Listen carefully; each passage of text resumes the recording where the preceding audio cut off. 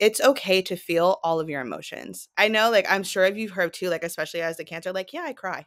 I cry Oh yeah. a lot. And I used to, be so ashamed of it. I used to bottle up my feelings. I used to hide everything. But now I've just realized that my superpower is that I feel everything and that it's Mm. okay to be upset, to be anxious, to be scared, to be fearful, whatever it is, but just not allowing those emotions to consume you.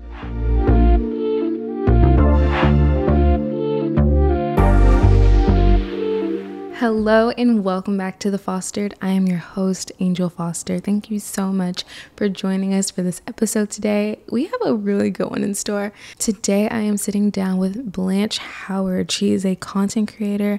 If you look down her Instagram feed, literally the most stunning photos. She's also a mental health advocate and a food access advocate. In today's episode, she shares how she moved to New York, a really resilient story around how she left a toxic relationship, her approach to veganism, and so much more. I am so excited for you guys to listen to it. Before we get into it though, if you like this episode, if you've been coming back week over week, go ahead and give us a follow or subscribe on Spotify and YouTube. That helps the podcast grow. And as you're listening to this, and if you find some nuggets that you think be worth sharing with a friend, go ahead and send it. These are the ways that you can support these episodes. Right now, we don't have any ads on the show, and so you sharing it, that is how we can grow.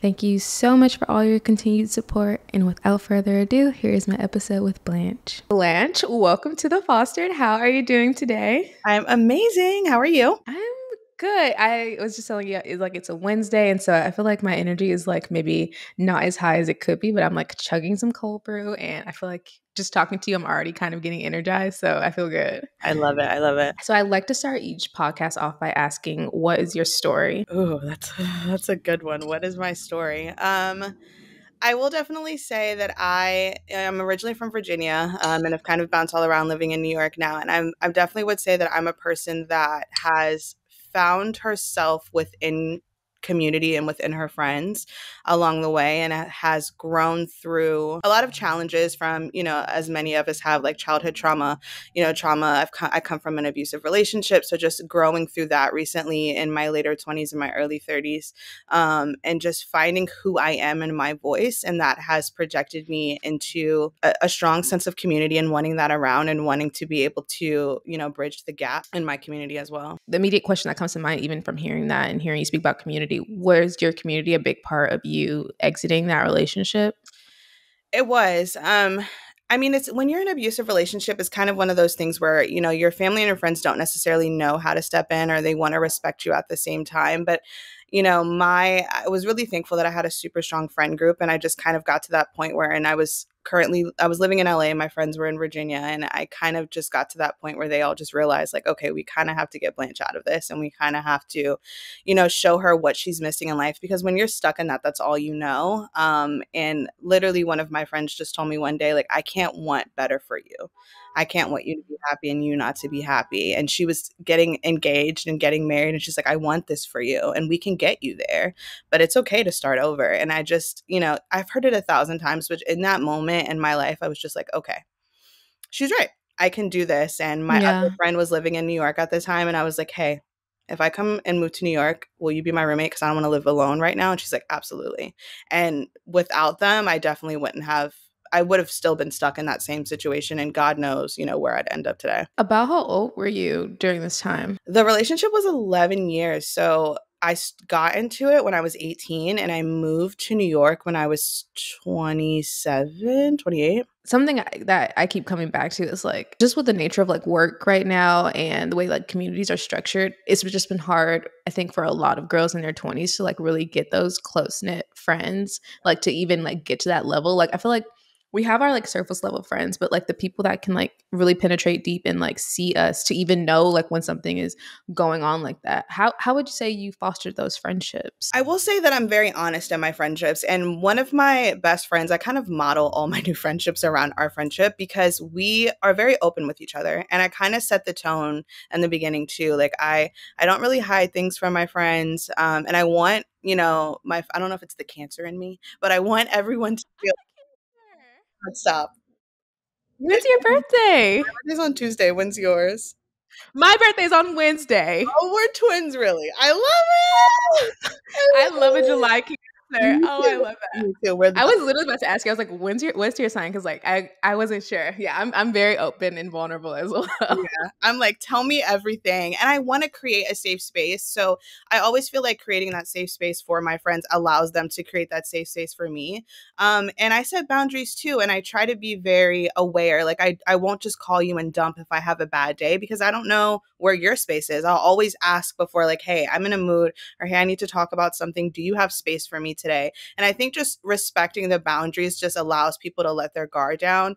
And you have to be honest too, right? Like, you can't hide your feelings, you can't hide your emotions when something's going wrong, or even if you don't want to talk about it, instead of me just saying nothing's wrong, I'll say, Hmm. I'm not in a space to talk about it right now, but when I am comfortable to talk about it, I'll call you, and or we'll catch coffee or something and we'll catch up then. But I think just being honest and setting boundaries, and it goes both ways of setting the tone of how you want to be treated, just kind of allows those relationships to cultivate. And also too, when things go wrong, I struggled with effective communication for a very long time, and it's something that I've really worked hard towards. So, not shying away from that either, instead of just being like, okay, friendship over, talking about those things and creating that flow of communication just kind of allows the both of you guys to open up and understand each other better. That is so real. Yeah, I feel like in my female friendships, it, I just cut people off a Yeah. lot quicker than I would with like my partner, and it's Yeah. like, why can't I extend that same grace to like my friends?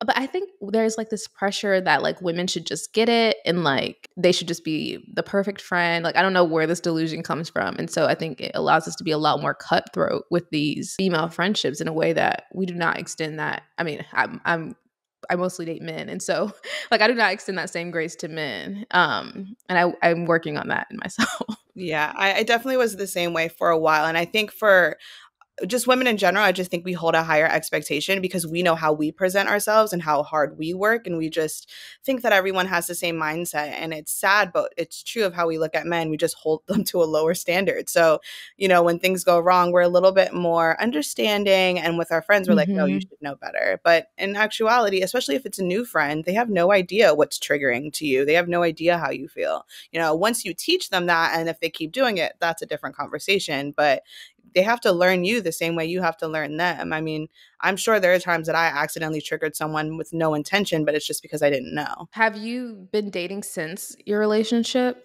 I have. Not the greatest, but yeah, I've definitely have.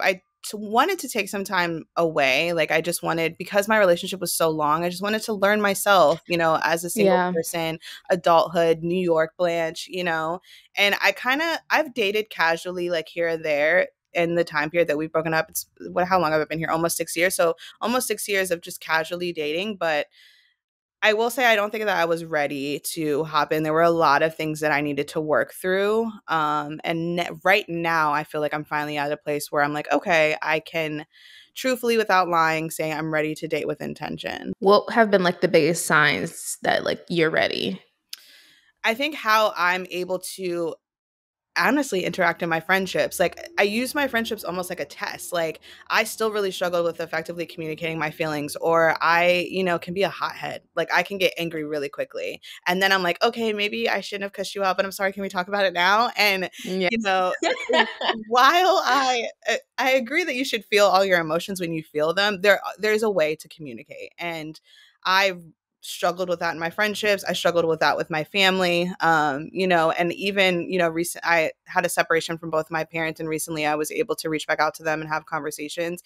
And even that for me just shows extreme growth, that I'm able to effectively communicate and I can set the bounds and have space. You have to have capacity to take on a partner. You have to have capacity for what their days look like, for when they're stressed out, for when they're angry. And I just felt really selfish for a really long time. I just wanted to worry about myself. I didn't want to deal with anyone else.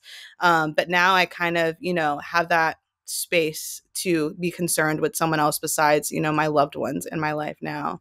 We're just like the biggest red flags. And I'm kind of getting to the point where I'm lonely. If I'm being honest, I'm starting to crave that partnership again that I haven't had in so long. I love that answer. And I love a selfish era. I feel like, especially Yeah. as cancers too, like, and women of color, like, I feel like it's just so always on us to be like this matriarch and like caring for others. And we hardly ever like put that energy into ourselves in that Exactly. same way. And so I love that for you, honestly. Thank What you. were some of your biggest takeaways from your single selfish era? Ooh, I think my biggest takeaway is it's okay to feel all of your emotions. I know, like, I'm sure if you've heard too, like, especially as a Cancer, like, yeah, I cry. I cry Oh yeah. a lot. And I used to, be so ashamed of it. I used to bottle up my feelings. I used to hide everything. But now I've just realized that my superpower is that I feel everything and that it's Mm, okay to be upset, to be anxious, to be scared, to be fearful, whatever it is, but just not allowing those emotions to consume you is really where that balance is. And I've also really learned how to handle my anxiety better too. Like I've really learned how to support myself through moments of loneliness, through moments of high anxiety, and being able to teach myself how to deal with myself. Now I'm like, okay, I can tell a partner, when this is happening, this is how I need support for you because this is how I show up for myself. Which regardless of a relationship or not, I'm really glad that I was able to find that lesson and be able to be that person for myself. So while yes, community is important, like again, how do you tell anyone how to support you if you don't know, if you have no idea? So I love that fact that I was able to learn that. yeah, I think learning how to self-regulate your emotions is like such a I feel like we're just not taught that. Like it's just like suppress, suppress, suppress.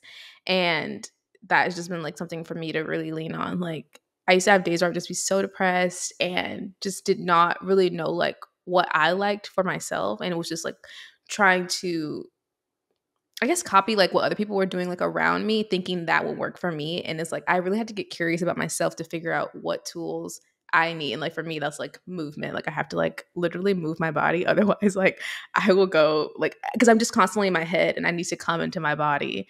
Um and it also looks like maybe like not being on my screen because I constantly compare myself. And so like taking breaks away from the phone. What tools have you found like have been really helpful? Like, are you in therapy? Because it just sounds like maybe I you am. are. Okay. I I am. can always tell like who is in therapy. I will say therapy played a huge part, like huge, huge, huge. But I'm the same. I've recently, started working out again. I've been working out for like over a year now.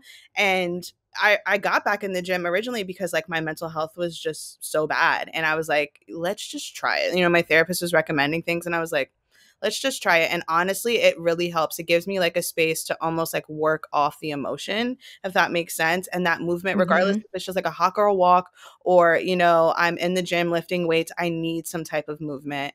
I'm also like a video journal kind of girl.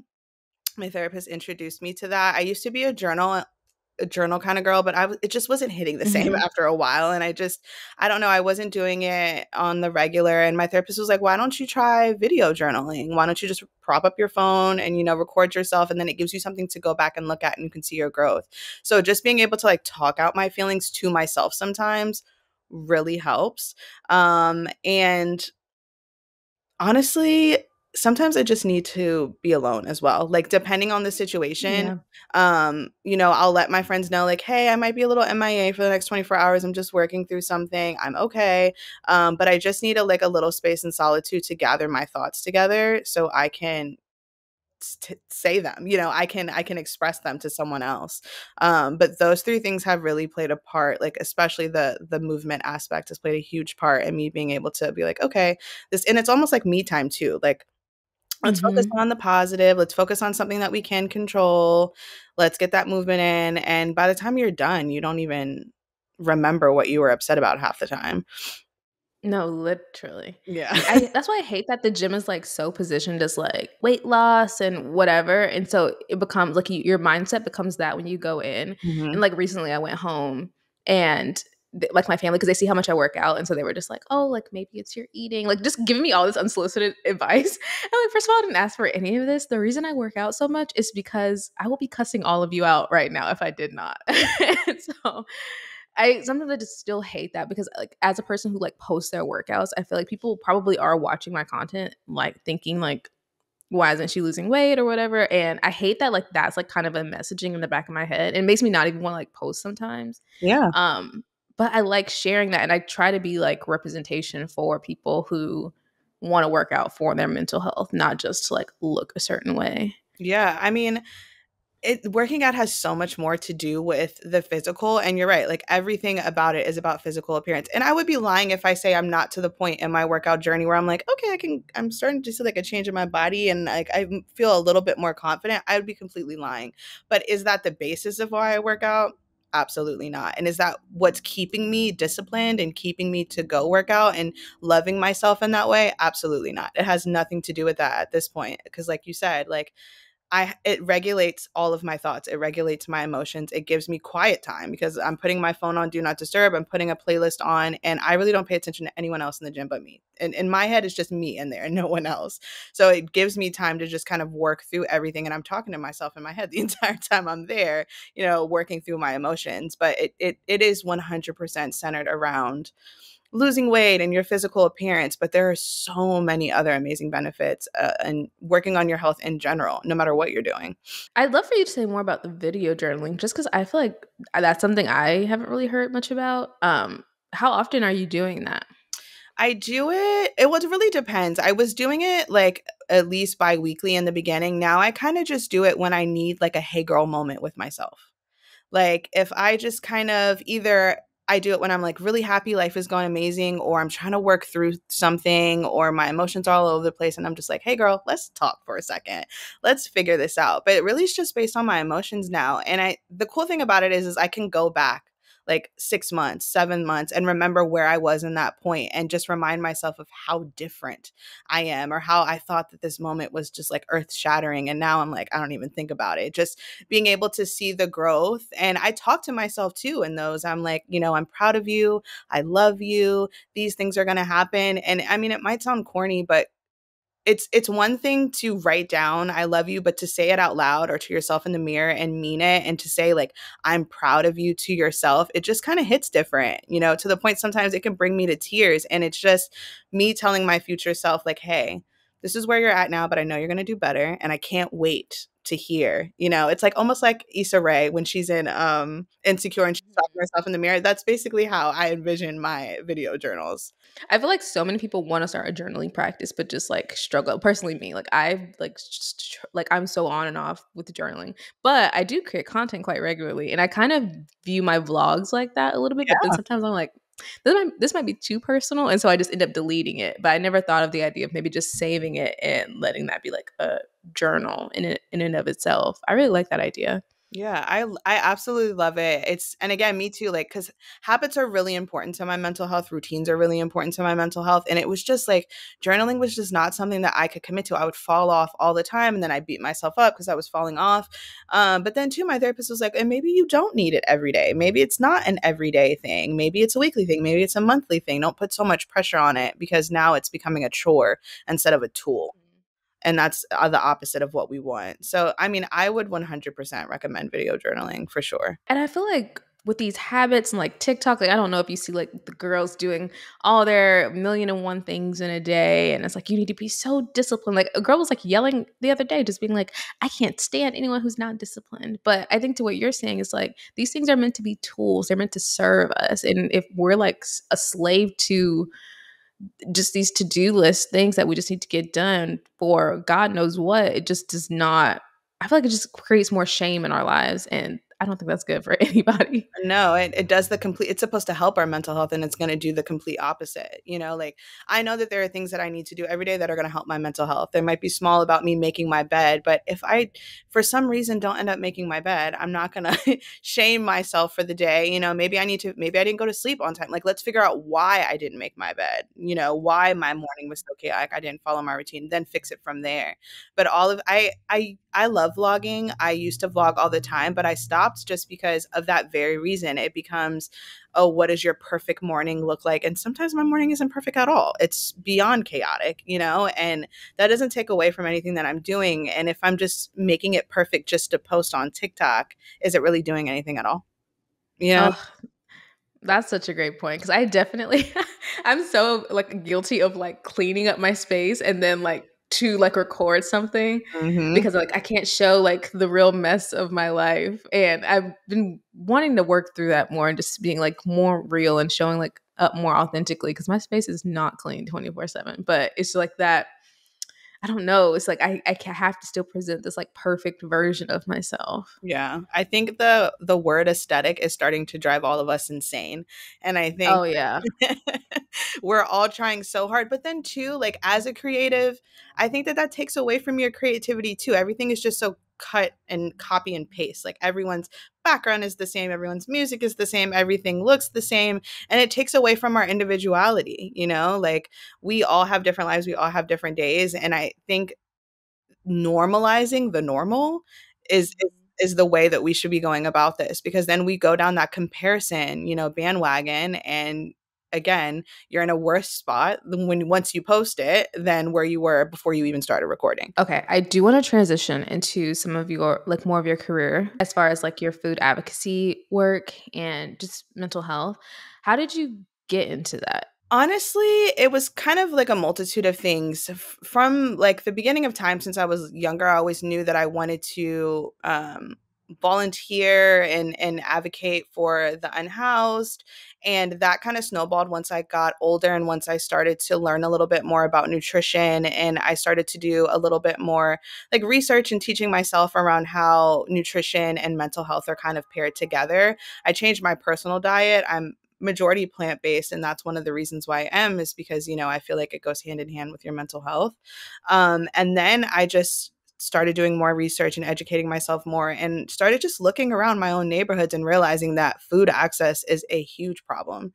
And you can clearly see the divide, especially here in New York. When you're walking down the street and you go to more areas that are gentrified, you know, you see the complete difference for the food that's offered there versus the food that's offered in Black and brown neighborhoods. So I just kind of felt the need to be able to help in any way I can. And, you know, I'm thankful that I live somewhere like New York where you can do something as small as, you know, my neighborhood has a garden where we plant fruit and vegetables, and that we give to a fridge food in our neighborhood to be able, completely for free, to be able to provide for our entire block and things of that nature. Um, but yeah, once I figured it out, and once I just kind of connected the dots on how food access is just not available, you know, and how much of it is a privilege even for myself to be plant-based. I wanted to find ways and avenues to be able to bring that back to my community, and realistic ways too, because, you know, not everyone has the ability to go to a food fridge. So what's the option for them? You know, not everyone can afford to go to Whole Foods or take the train, you know, 45 minutes to a grocery store. So what does that look like in my neighborhood? How can I make a change? I love that. What has your journey been like with like being plant-based, for example? Because I was vegan for like 4 years and I largely did it for the animals, but I'd be lying if like some of it wasn't like looking for ways to like maybe get into some restricted or like disordered eating. And now I am like trying to eat more plant-based and just be kinder to myself in that area. But I still can sometimes like feel some of that restrictive eating. And I don't know if you struggle. And maybe you have like a perfect relationship with food, but I do not. like I'm just curious as like to your approach to being plant based. Yeah, no, my story is pretty similar. When I first started down the vegan journey, I did it for two reasons. One, it was restrictive eating, and two, it was more for like dietary. I was definitely still in the mindset where I wanted to lose weight for a physical appearance, and I thought like, oh, you know, veganism is a great way to segue into that. So it was horrible the first time around. You know, I ate really processed food. I didn't see a Same. difference because I wasn't eating any better. I was just eating food that had like a vegan label slapped on it. And I didn't really do any research to understand why, you know, this was a thing. I just kind of went with the motions. I took a break and kind of went back to regular eating. And during COVID is when I decided, because, you know, we were locked in the house, and I was like, well, what Hmm. better time to try this again than during COVID? And that time I, you know, made a promise to myself that we were doing it for mental health reasons, and we were doing it to feel good, not for that physical. And I constantly have to remind myself of that. Um, I kind of still like I'll eat fish here or there now. I've recently brought back eggs just within the month ago. But I just having that framework in the back of my head that I'm doing it for my mental, and honestly seeing the difference and seeing how my body reacts differently now, you know, like especially to dairy, and my body hated it for so long. I was just walking Same. around with an upset stomach for my whole life and just didn't Yeah. know. I just thought it was normal. Like everyone has an upset stomach, but and or we all make jokes like, "Oh, I can't eat the ice cream." So I just really thought it was normal. But once I started to feel how different my body felt, I was like, "Okay, we should stick to this. Like, we have to do this for your body. This is for you. And once you kind of kick that bucket of like that craving, like, I don't, it's annoying if I go to a restaurant and I can't order something, or, you know, if Mm-hmm. I'm like, oh, I just want this and I can't have it.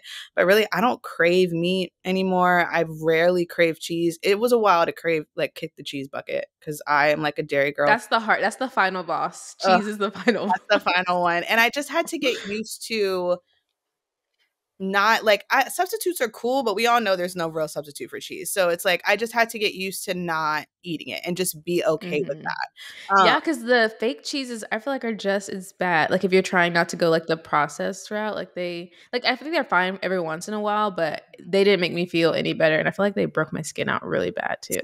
Same. Like they don't, and that's the thing with a lot of plant-based foods is the whole purpose of me going plant-based was to eat more vegetables, put more greens, put more things in my life. If I'm just gonna eat an Impossible Burger every day, that doesn't really Bro, solve when the Burger problem. King came out with the freaking Impossible Burger, the way I used to stay at Burger Yeah. King eating I that was hyped. I burger, can't lie. I was hyped because I'm like, oh, now I can go to Burger King. Okay, great. I'm like, it's a vegan. And then I'm Yeah. like, oh, why am I like gaining more weight than I ever have? Or like my body completely changed. And people around me just were like, are you sure you're vegan? Like, 'cause- because there's this idea of like a vegan being like Yeah. Janae Eco or something. Yeah. But That's with what how it all is. these new things have like happened, it's just like not that anymore. People aren't just eating like vegetables. It's like a marketing scheme, low key. Yeah, literally, it's literally a marketing scheme at this point. But yeah, I mean, and that's not the reality too. Like everybody's body is different. So, you know, Yeah. you going vegan and the next person going vegan, your bodies can look completely different. You know, I think we judge so much on the appearance of the body and not necessarily what's going on inside the body,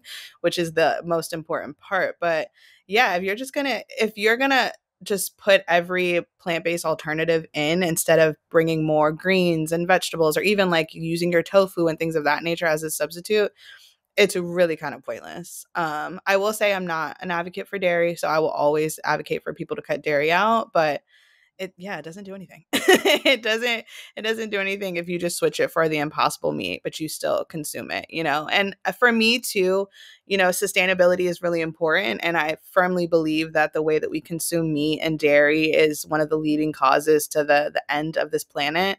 And you know, if I'm going to recycle and if I'm going to compost, and then I can't really eat, you know, fried chicken and be like, oh, well, it doesn't play a part at all when it does, you know? So I think just for me being aware of those things and seeing that change, I was like, yeah, I'll never go back. And now I really look at, I would be lying if I say I don't have like my comfort meals and my comfort times where I'm just like, oh, I want this. And I don't deny myself food like that. Um, Mm-hmm. but I look at food more as fuel for my body now. And I should fuel my body, and I love my body, so I have to give it the proper things for it to grow and be strong. And you know, my days are crazy, so I need to fuel my body for those crazy days and make sure that I don't burn out by 4 o'clock. Literally. No, and that's been like I think that's the growing up of it all. Like some days like last week I woke up and like ate ice cream. That was like the first thing that I ate. And then like by the middle of the day I'm like feeling like crap. And it's Yeah, like, ugh, like there is something to like eating certain things so you can like function as a human who needs to like show up in society a certain way, which sucks because like we would all just love to have ice cream for breakfast. Like exactly. that is but is that the reality? Maybe not every single day. I'd love to know how your values around being plant-based and your food advocacy work, like how did those merge together? I will say I was very ignorant in the beginning because I didn't understand the privilege in being able to even be plant-based, right? Because again, not everyone has that opportunity. Not everyone can afford that lifestyle. So I will say in the beginning, I was really that annoying person that was kind of shoving it down everyone's throats. But now my premise is really just around being able to provide food, just actual food in general, and being able to Mhm. provide, you know, healthier options and whatever that looks like for you. You know, I don't think that the whole world needs to become vegan or everyone should stop, you know, eating meat altogether and these things. Do I think it would help? Yes, but I think we have to be realistic to the means and resources that people have. And at the end of the day, people deserve access to food in general, and they deserve access to be able to choose what they want to eat. So if they want to eat a vegetable or if they want to eat, you know, something that's processed, being able to have both options at an affordable rate. It was definitely a big slap in my face. And I will say that I, you know, had a lot of members in my community that really helped educate me on that. And, you know, opened my eyes to that, because this is all a privilege. And, that's the whole premise of why we're doing this in the first place.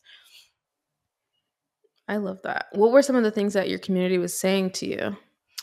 I think just to be aware, like I had a Yeah. conversation with one of my friends, and, she was like, while I support what you're doing and I completely agree with your message, it can come off a little insensitive, or it can come off a little Mm. almost like you're throwing your knowledge in your face. Like I I went this is the example that I like tossed back, and I was like, oh, so I'm like the white woman that's running the nonprofit, and I can't understand it. I can't align with anything. Is that how I sound?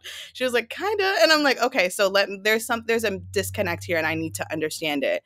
And one thing about me is I always want to learn more. So, teach me, where the disconnect is. And once I really understood that, being able to afford these things, being able to have, in my neighborhood, being able to go up the block and get any vegan thing I could ever think of, this is not the reality. And putting myself in neighborhoods where this isn't the reality, walking around and walking into the grocery stores and seeing what the options are, seeing what the prices are, just kind of changed that aspect. And that was some advice that was given too, of, just walk around these neighborhoods, go to these grocery stores, see what's available, go into the restaurants and see what they have, and then, see if your decision changes, if you want to be that person that's, not everyone can go in the corner and grow plants and grow their dinner. It's just not realistic. And also, who has time for that? These people are hungry now and they have to eat now.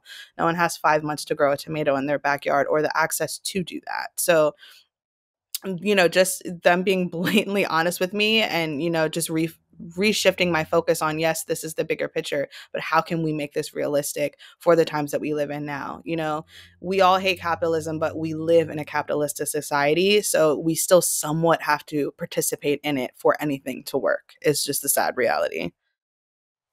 That makes so much sense. And I'm happy that you have people in your life to like really offer that, like to check you like that. Cause I feel like when we find these things we care about, we're like so passionate and we just want to share. But sometimes that sharing can come off as like a little bit Yeah. just lacking compassion for the reality as a whole. Cause I remember when I first went vegan, I was like, I would go home to visit my family and be like, why are y'all eating this? Like, you should not be eating this. But I'm the oldest of six. Well, I'm the oldest of 8 kids, but my mom has 6 kids. Wow. And like she doesn't have time to, get that, like to prepare vegan meals like that for all the kids. Yeah. And so it's just certain things, it doesn't make sense. Yeah. Like realistically, it just does not fit into certain people's lifestyles. And I just had to really check myself on my expectations for other people. Yeah. And in doing that, I feel like I was like kinder to myself too. Like, so if I did make a mistake, because when you're hungry, like I think sometimes you're not even thinking about what's the healthiest option. You're just trying to get that need met. Yeah, 100%. And then you don't, like you said, you don't shame yourself into eating, because your body still needs the fuel. You still need to eat, and you still deserve to eat. If you don't have the option, to not eat a vegan meal, you're just going to starve. Like what's the alternative there? It's not realistic. And I think in anything, we have to meet people where they're at. We can educate, but you also have to educate and provide the resources, but you have to be realistic and meet them where they're at. If they're, like you said, food stamps, and being vegan sometimes and buying a vegetable sometimes is way more expensive than buying something that's processed. So if that's what's going to feed the family at this moment, that's what feeds the family at this moment. We need to be realistic. Yeah, and the way inflation is right now too, I like groceries are so expensive. Absolutely insane. A carton of eggs is like $8, and it's yeah, the inflation is absolutely insane, and it's just only making it worse. People are hungry, people are starving, and I think that that's the bigger overall problem. To transition out of that, I really love your Instagram. I'm personally obsessed with like, are your photos self photographed or is someone A lot photographing of all them these are, gorgeous yeah. photos? A lot of them are, You shoot yourself. yeah. I am obsessed. How did you get into that? Like documenting your life like that? Well, you said you were a vlogger, so you've been a content creator for a while. A while, yeah. But I've always I think once I kind of like moved to New York and I, was on my own, I was out of a relationship, I was able to like learn me. And Mm. I always kind of shied away from the camera. I had no confidence. I was a completely different person now than who I was then. I had no confidence. And I think a part of that was trying to break through that. I have no confidence. I can't pose. I can't look at the camera. So at first, it was really just me trying to find confidence in myself. And then I've always had a love for creativity. I've always had a love for photography and videography. And, we self-sabotage ourselves all the time and tell ourselves that we can't do anything. And when I kind of got into the blogging influencer era of my life, I was like, yes, I can do this. So I just would take, especially during the pandemic, I am one grateful of that time being home because I was just able to, scroll down my Pinterest and get any like idea that I could think of and just kind of cultivate that into my own like spin on the creativity and, learn about photography, learn about angles, learn how to shoot, learn how to film and things of that nature. And it just kind of took off and here we are now. I love that so much. So wait, how old were you when you started getting into influencing? It was when I moved to New York. Well, a little bit I was in LA, so like 26-ish. Oh wow, okay. So very early in the space. Like I feel Yeah. like you can just get a brand deal kind of easily now, but what was that like cultivating, like starting to work with brands, like being an influencer then? It was really hard. One, because I feel like now it's, you can go on TikTok and watch any video and get like all the information that you need. But then it was everyone really gatekeeped. Like there was not a lot of information out there. I didn't really know how to talk to deals, brands, where do I get their emails? How do I reach out? What do I ask for? What's my rate? Like it was very much trial and error. And because it was so early on too, I was in my head a lot because, you're the influencer friend out of the group. So, it Mhm. kind of all spotlight on you. And I wasn't really used to that either. I will say that I did make a couple friends that, had that experience and really like segued me and gave me like the tools that I needed. I'm super grateful for the knowledge that they gave me. But it was a lot of work. It was a lot of research. It was a lot of pitching yourself. It was a lot of taking deals that I probably shouldn't have taken, that I didn't really Mm. make anything off of, just to be able to say like, hey, I worked with this brand, just to have something in my portfolio. And I just wasn't giving them, like a bare statistic or showing them what my work can do. But I spent a lot of time really not making any money off of it, which kind of made me not take it that seriously either. I've always had a 9 to 5 on top. So I kind of just had it in the back of my head. But once I, moved to New York and I had kind of that space during COVID and I was like, let's just go fully. TikTok was taken off and I was like, I think this is like a great platform to jump on and be able to grow, which I was right, grew like overnight during COVID. And, now we're in the That's world. my biggest regret, not getting on TikTok in COVID. Yeah. Took off so fast. Like I don't think any of us realized how fast it was going to take off. But we were all stuck at home. What else were we going to do besides post videos on TikTok, right? But yeah, it kind of took off, and now it's just like completely different. Like I said, you can go on TikTok and learn anything that you need to know about how to make money. Your rate cards, people will literally make them for you. So it's like you have all of the tools at your fingertips now. But it was very rough, and it was a lot of years of really, do I really want to do this? Am I really doing this Mhm. correctly? Like, how do people even like me? But I will say, for me, it was not necessarily the money that I was making, but it was the people's lives that I was changing. And I would constantly get messages from women of like, you made me look at my body differently today. And, I thought about your words when I was talking to myself, and those things, even if I was reaching one person, just to know that I was able to help someone else. And that's something that I needed so badly a couple years prior that I was just searching for. It just made it all worth it to me at the end. It sounds corny, but truthful. No, it's so real. Like, I think the more we can see more diverse bodies showing up online, because I feel like the internet tries to suppress it and be like, nobody is actually like this. And if you look like this, you're trying to change your body. Like you're the before and the before and after.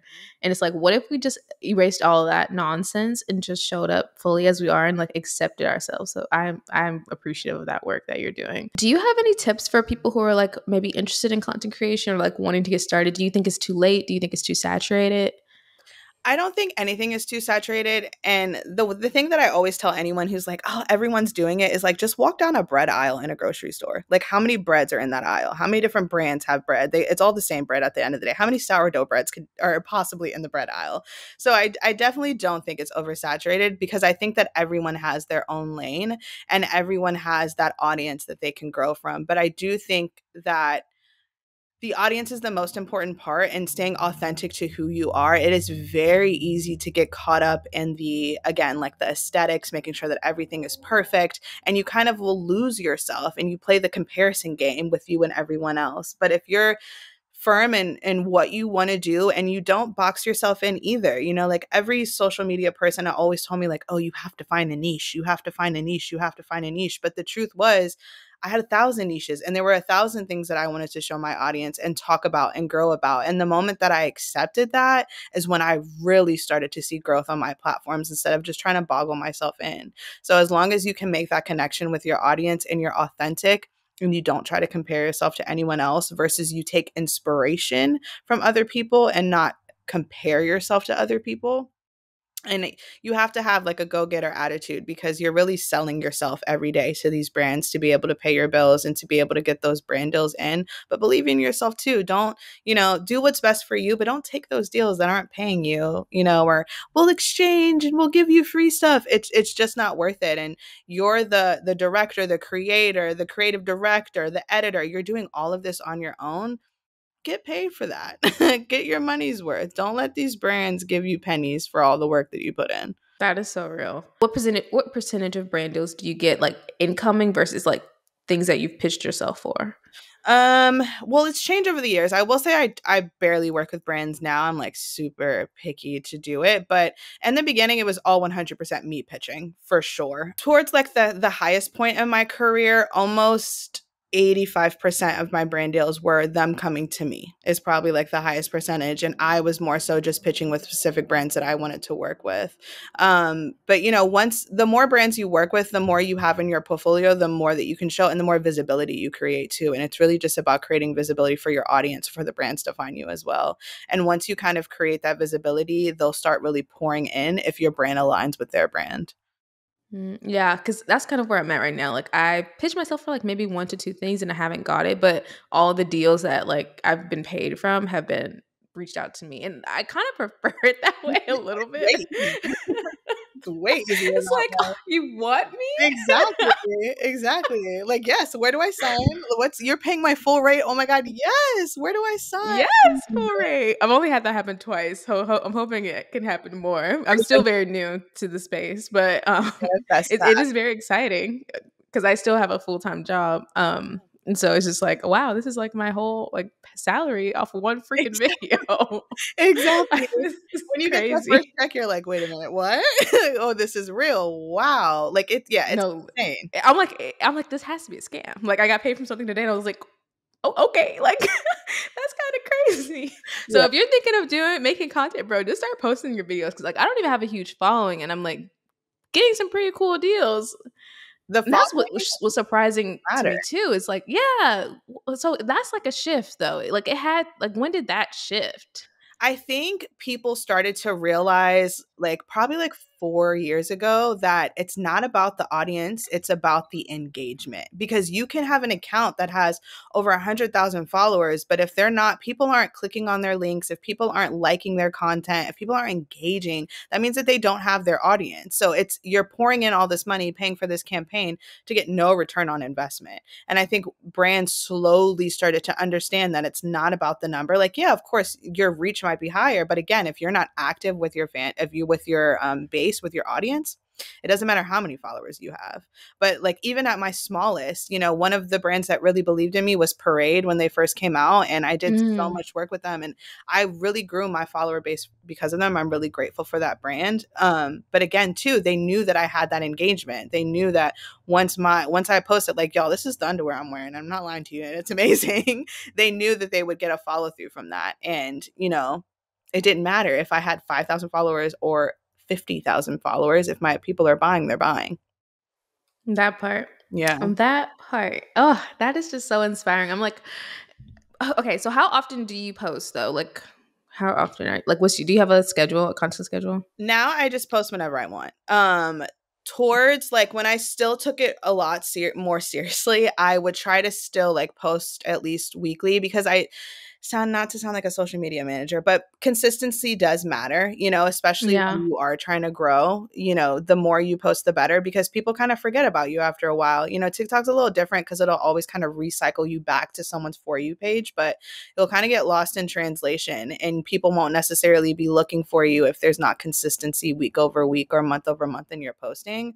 But I will say that I got to a point where I was like, oh, I have to post daily, and I have to post like, a reel and and that not only stressed me out, but I posted my most horrible work to me because it was all forced, it was all pushed. I didn't really like it. There was no creativity, there was no direction. I was literally just posting to posting, and I would hate it and I would archive it anyway. So I think that it's a balance. It depends on what your life looks like, but for me, like once a week or maybe like a short little quick TikTok here and there, allowed me to still engage with my audience, but it gave me like that mental break because like still working a 9 to 5, you have to make so much time for this.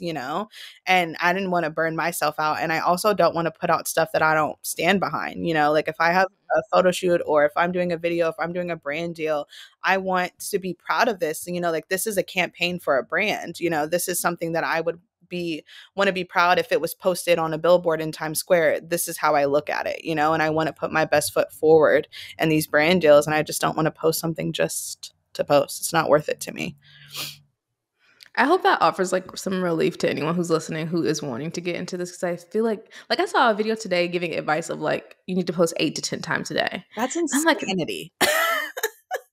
who's doing that? Like, I'm not doing that.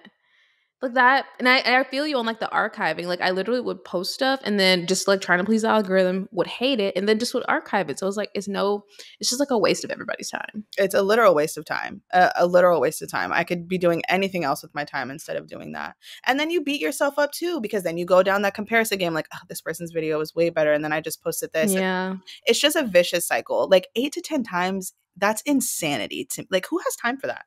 Genuine question. Like I'm like, they have to all be shit posts. Like there's no way you're posting like actual quality content like that. No, and I think we're just in general right now, we overconsume so much that we all have this mindset that overconsume and just push out some, and it's not worth it. If it's going to be trash quality, does it matter? Like, does it really matter to post it? Who's engaging with that? Who's going to like that? Who's going to be like, oh yeah, this is a person that I want to follow. This is a person that I want to, buy this whatever because they recommended it and I trust their recommendations. People can tell, especially on TikTok, when you're being authentic or when you're not, or when you're just posting to post. I don't trust anything I know that it's just posting to post. I don't trust anything that you say. I'm with you on that, honestly. But then there are some people who I'm like, but I feel like these people have time in their day. Like, Yeah. Do you know Emily Kaiser? Yeah. Like, I was listening to a podcast with her recently, and like she was saying she was posting 6 times a day when she was like in her hustle era. But I'm like, she's also like a stay-at-home mom. Like she's not working a full-time job. And she's also 24. So I'm like, I have to like stop comparing myself to like these people who have clearly a lot more time in their day to make these things happen for themselves. Yeah. And everyone's growth is different too. And everyone's audience is different. Everyone's story is different, So even though that might be her story and how she found that success, that very much may not be yours. Like your story could be completely different. I keep saying fan base, but your audience base can be completely different than hers. And a lot of times, when you try to replicate it like that, your audience knows. And like, what is this? Like, since when? Since when Yeah. did you post like this? And then it becomes like that. That's not why I came here. I came because you were authentic. I came because I genuinely liked what you post. And now if you're trying to go down that bandwagon, that's not what I was here for. So everyone's story is different. I will say that. I don't know a single person who's a blogger or influencer who has the exact same story. Everyone's story is different. No, that's so real. That's such a good reminder for me, honestly, too. Because I think I just like I'm thinking I need to do these certain things. I think a lot of people get down this rabbit hole of like what will make you successful. But to what you're saying, we're not the same, and there's no need for us to act the same. Exactly. This was so good. I'm like, I've gained a lot of value from this. I hope you. Yeah. I'm like, thank you for giving me all this value. I hope that you got some value too. I did. Okay. I did. I loved it. I like to end each podcast by asking, what is something that you're fostering for yourself? Ooh. Oh, that's a good one. Give me a second on that one. I am fostering, I don't know how to put this into words, but in myself and holding true right now of like nothing else matters. And if it doesn't align with that, it has to go. I love that. I'm also like in a like balance era right now. Are you familiar with human design? Yeah. Do you know what you are? No. Oh, okay. No. I just recently got into it. I'm a manifesting generator, and I have a 2-4 profile. And basically, the whole thing it was saying was like, I need balance. It was like, come out of my head. Like, it was like, I don't need to be doing anything from my brain space. I need to be doing everything like following my intuition, following my gut. But also, like, because I'm like a manifester and a generator, Yeah. then like I need to actively balance both of those things within myself. Wow. And I so I'm love like, that. how the hell do you find balance? Like, I don't know. I know. Balance is like the hardest thing to find, but I mean it's the biggest part of life, I feel like. Everything has, but you have to figure out what that formula looks like for you. And I will say for me, it's like a lot of trial and error right now. Like it's nothing but trial and error. And I just have to be like, okay, we clearly haven't found it yet. Let's go back to the drawing board. But that's so funny that you said that because I just recently talked about that with a friend and I was like trying to Google. I'm like, how do I figure this out? How do I figure out what all this means? But I haven't figured it out yet. So now I'm intrigued to figure out what I am for sure, to be able to see. Yes. And then don't even pay for like the thing to make, because you're talking about human design. Yeah, yeah, yeah. Yeah. Okay. Yeah. Don't even pay for the thing. Literally just type in what you are on TikTok and like all these videos will come up and it will be your whole For You page for like however long. But I'll take it. I know because I was like, do I really want to pay for this? no, just type it in on TikTok. Okay, for sure. I'm definitely gonna do that. Thanks for that tidbit because I'm I'm really interested in what you are too. I feel like you might be a manifesting generator too. ooh, now I know. Like I'm really curious. I want to see it because when I first pulled it up, I was like, what does any of this mean? I have no idea. But now I want to It know. looks super confusing. Like it's like a body, it's like a little chart. I'm like, what does all this mean? I don't understand what any of this means, any of it. But I am super curious because I think everything is all in us. We just have to figure out how to do it. Really. Mm-hmm. What are your other signs too? Do you know your other signs? Yeah. So my big three is Cancer, Cap, Cap. Oh wow. Okay. Do you like feel like are you really like money driven? I used to be the top of the girl boss era. Like not so more because I'm like I hate capitalism, but I for sure was like I got a girl boss, I got to work like crazy, I got to do all this, and that's still an area where I'm trying to find the balance of like cuz it's so easy for me to slip back in and burn myself out at work. Cuz it's like money this and money that and you got to have multiple streams of income and I'm like no girl, you got to relax. Just like sit down, go on vacation, it's okay. But yeah, I'm definitely that huge like oh let's get to the money, let's be organized. I've Mm-hmm. always been in like some type of management position, like yeah, it tracks. It definitely for sure. I think it's necessary to a certain extent because, like, the reality is, like, we do have to make money. And so, if you can Yeah, just find ways that you like to make money and, like, just run with that, I think that is good. yeah, Like, just yeah, as long as you don't burn yourself out. exactly, because it can happen so easily. But I mean yeah, like I said earlier, we live in capitalism, so we gotta work in capitalism. But yeah, can I just yeah, I was just one of those like oh self-help books, how to make money, just all the Oh, same. I all had to get deep out of that self help book era. I was in it deep. I was in it real bad. so cold. Okay, like it's so cold. I was What was some of the ones that you are reading? oh my god, what's the first one I think? Oh, what's the one with the yellow cover? What? That was like my first intro. Badass. Yes. How to be a badass. That was my first that opened the door. That The fact that I immediately knew. door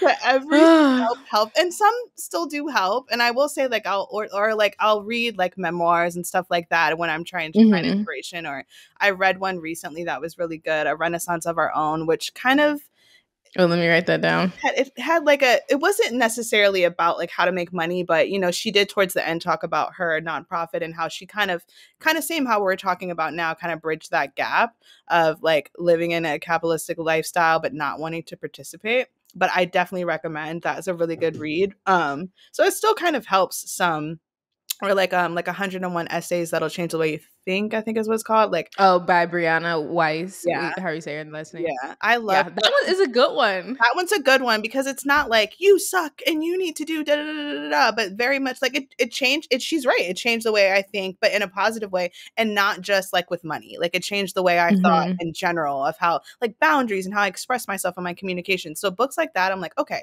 I'll still pick up one of those here or there, but like everything else, yeah, gotta go. I can't I can't do it because it's like at one point, like when are we can always pour into each other, but if we're always trying to like level up, when are we just happy with where we're at? When do we just Mm. live and where we're at? We don't always have to level up every single time of every single, it's unnecessary. You're exhausted. We'll sleep when we're dead. That's the Exactly. And I'm like, no, you'll I'm gonna sleep now. I'm gonna sleep now. Oh, this has been such a pleasure. I'm so like grateful to like talk to you, and Thank happy early birthday. Same to you.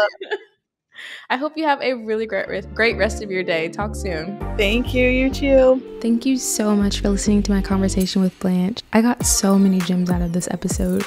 She shared so vulnerably, so openly, just like a cancer can. I'm sure I will be listening to this one a few times. Again, if you like this episode, please share it with a friend, family member, whoever, anyone you think could find some value out of it.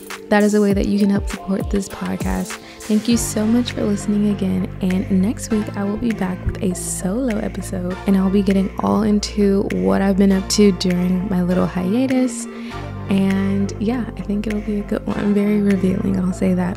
All right, see you next week. Bye.